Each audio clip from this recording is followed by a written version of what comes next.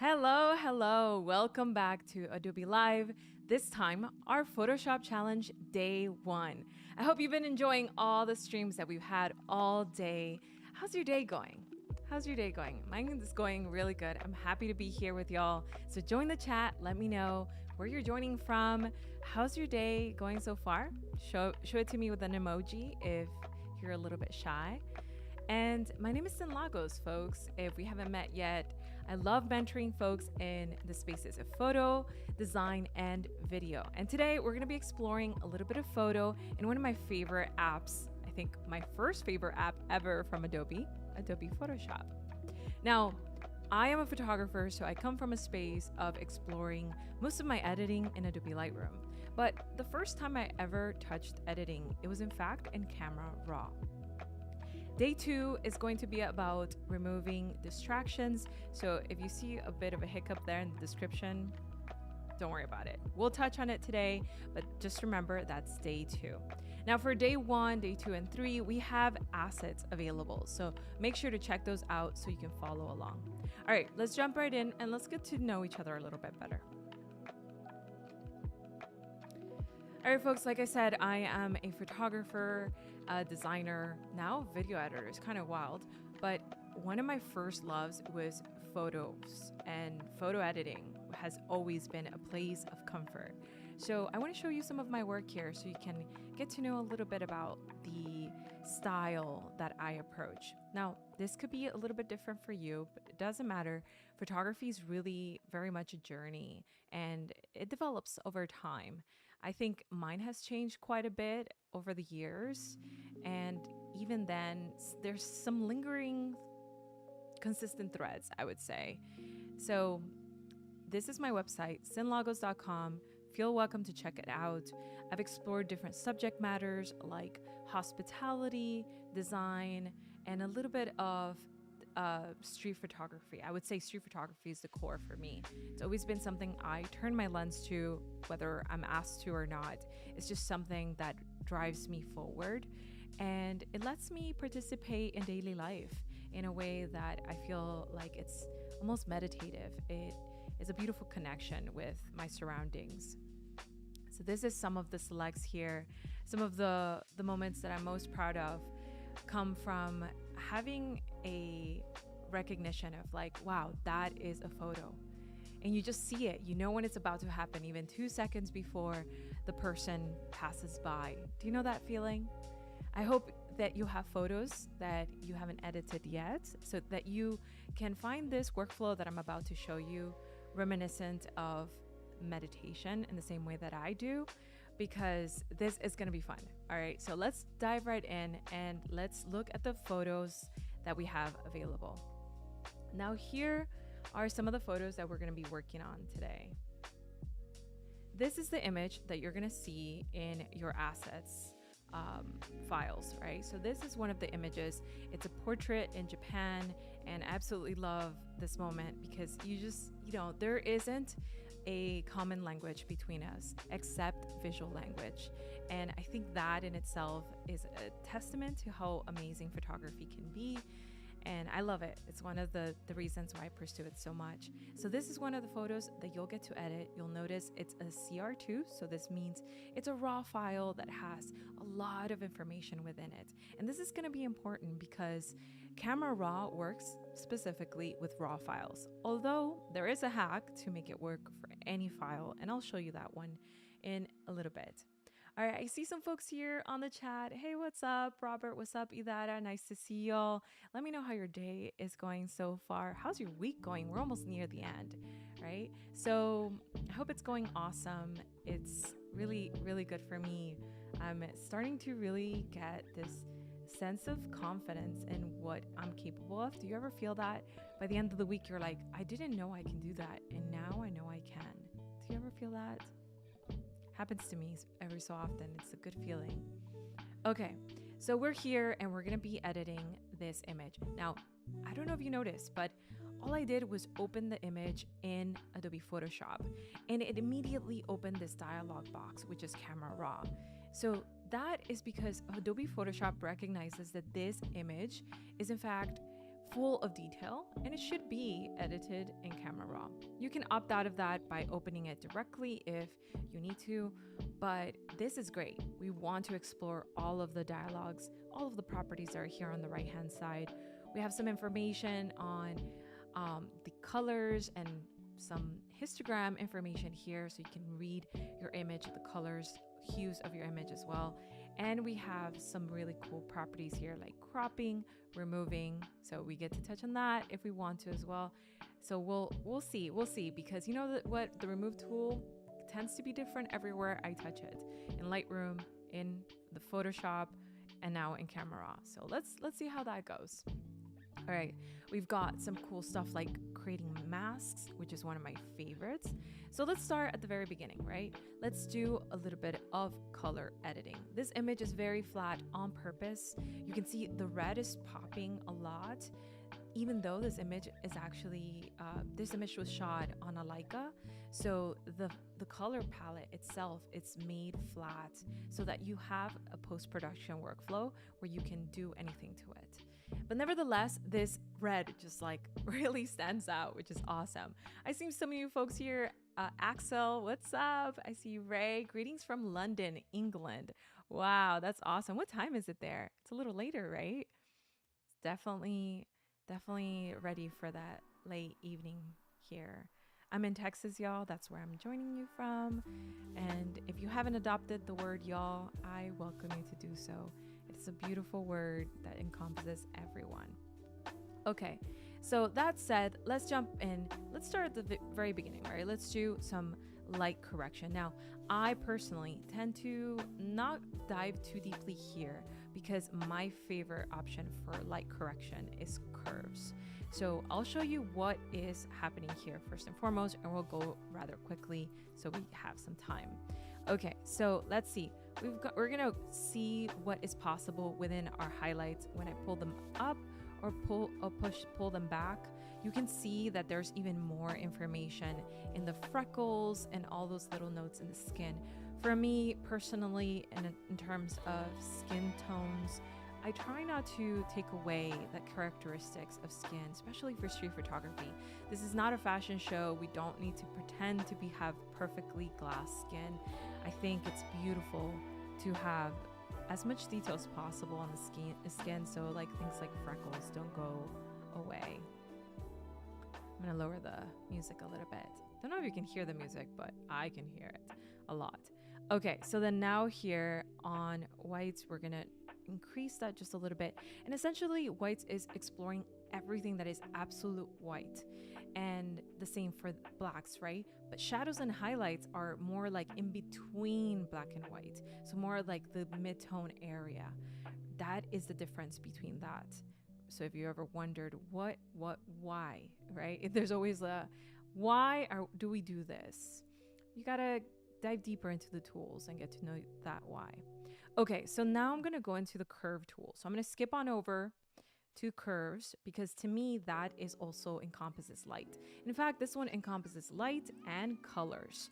So here's a great place to find the parametric curve, which allows you to tune the lighting, but in a very subtle way. So if you're following along, just remember this is different from the regular curve, where you get to find your highlight, your midtone, and shadows by hitting a couple dots and isolating those shadows to create a little bit more contrast or create more contrast on the highlights. Ultimately, contrasts are best accomplished with an S-curve because you're pushing one opposite of the other. And the same happens with a color contrast. So if I was to go here in the color hue red, which is our channels, we got red, green, and blue here. We're gonna see the red up here, the blue down here. We're gonna approach this in the same exact way. We're gonna add those 3 little dots, which is gonna help us be very precise in isolating the highlights, the midtones, the shadows. Okay, the shadows are all the way to the left. Anything all the way down here is pure black, all the way up here is pure white. So maybe not a lot of information there. We're really looking to these in-betweens. So if I pull that up just a little bit and push this down just a little bit, it looks nuts, right? That does not look great. But see, RGB channels work in cohesion. So what we need to do is approach every channel with almost mimicking the same exact S curve. And when they come together, they'll have a bit of a color hue. Now, this might not be very fitting for this one because it's green. Green has a psychological, symbolical feeling to it. Oftentimes, it tends to feel a little bit like, I don't know. What do you guys think? It's a feeling of mystery, I would say, or something is off, definitely. So let's go the opposite way for the S curve to lean a little bit more on the warmer tones. And that layered on top is going to give us a different hue. I think I'm going to remove that middle one so I can do that S curve. You can see my voice is getting lower because I tend to very, very much concentrate on this little graph. But you can see how that tonality adds a bit of a preset for us just by doing those 3 steps. Now, if we don't want this final color palette, we can always turn off and on those little eyes on the side, or reset by hitting each dot. And you see, the line is exactly straight. Now we can try it again. Ooh, that one's actually really nice. I like that a little bit better. There you go. So it's a little bit warmer. We want a warm preset, I would say, for this one, or filter for this one, because of their look, that expression. It's good to revisit the moment in your mind and say, what was my experience? What were my emotions like in that moment? Ray says, wow, what's up? Oh, we've got SK Arif from Bangladesh. That's amazing. What? That is so cool. This is why I love live streams, because we get to do things like this. All right, let's jump into the color mixer and see how we can play with these available colors here. So color mixer is based on the colors available. We're not adding colors, as opposed to in color grading, where we get to add colors to midtones, shadows, and highlights. Now that's really cool, because if your shadows and highlights are pure black or pure white, you want to add a little bit of color tonality like you do in film.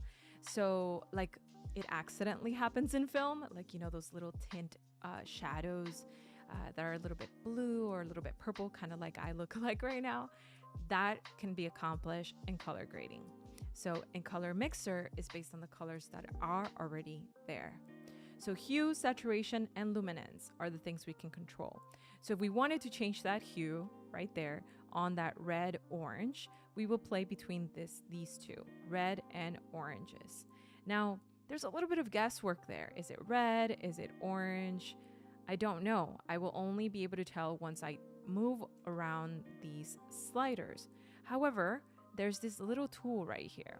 This is a tiny little tool that allows you to target a hue, so you can do it directly on the image.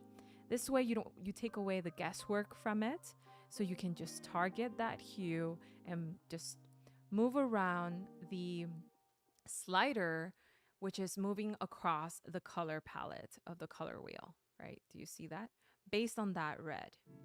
So if we wanted to make that even more powerful, red can have completely different meanings in different cultures.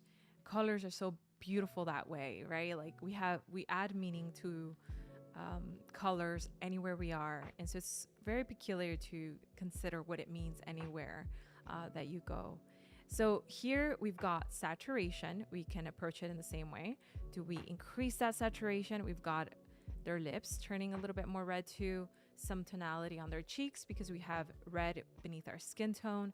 So you got to be a little bit careful when you're pushing saturation in red. Now, same for luminance. Now, luminance is based on the light within that color. That's what we're approaching here. So if we're doing the light within the color, if we bring up this right here, that little bit of red that exists in their skin, you can see that their skin just gets even brighter. Now, be wary here because we don't want to shift their skin tone too much. We want to stay true to what skin tone they originally have. That's just good ethics, right? So be considerate of that. But luminance is a great way to bring out a little bit more highlight, because in a situation like this, I didn't have like a light or a flash. I didn't have anything like this. This is not studio work, right? So it's important to consider lighting in every which way in post-production for street photography specifically. So that's going to be very helpful in your post editing. Now, let's go into color grading, which we just mentioned. Now, let's see here how we're doing as far as the before and after. If you click this little button, you get to see the before. And now we've got our after. And already that's looking so much better. The tonality is like nice and warm. And we've been able to approach this just by doing the editing section of our properties, right? We've got a couple more things here to explore too. So, okay, let's jump into color grading. Now, in color grading, let's go back to this option between before and after. Okay, there you go. So cycles between before and after is an interesting tool here because you can see it in different previews. You can go above and below, and this one kind of has a bit of a line here to show you the difference in hue. And then we've got full on so that we can come back to editing. All right. Well, awesome. I love that there's a chat going on. Everyone on the chat, let me know if you have, so far you're following on this photo, and if you've ever tried Camera Raw. Have you tried it before? Or are you more familiar with Lightroom? You know, Camera Raw inspired Lightroom. Isn't that interesting? I was like, yes, because that was the first place, Camera Raw was the first place I ever edited my photos before I stepped into the Lightroom world. Okay, so color grading, as we are here exploring adding color to our image. So color grading is more a stylistic choice. It could be very much a color correction, if you will. If, like, for example, you have something completely off-putting, like the color palette, maybe it's nighttime in a club or something like this, you might want to neutralize a lot of the colors there, right? So it can become a color correction tool. But I like to use it a lot as a stylistic tool because it lets me paint color where color doesn't exist. So for example, you've got these colors here in the shadows. These are kind of like shadows and midtones area. And they're pretty gray and they don't have much else going on, which is fine. That could be a choice that you can make there. But let's say I want to add a color. If I want to add a little bit of pink or purple into the shadows or the midtones, just be aware again of your subjects, making sure that they don't get affected too much. You can see how the color starts to really fill the scene. And I absolutely love filling it because it mimics that film result that I get in my film cameras. And there's something about digital turning into nostalgia that really, really appeals to me. So that works for me. Let's say for now, right? Let's say for now, I'm not quite ready to commit to this entire fill. I can create a quick preset by going here to these two little circles and say create preset. I'm going to call it warm tone Japan. And just like that, you're able to create a preset that you can repurpose for the rest of the images that you have within this amazing trip, or in general to go back to this tonality if you're still exploring more styles.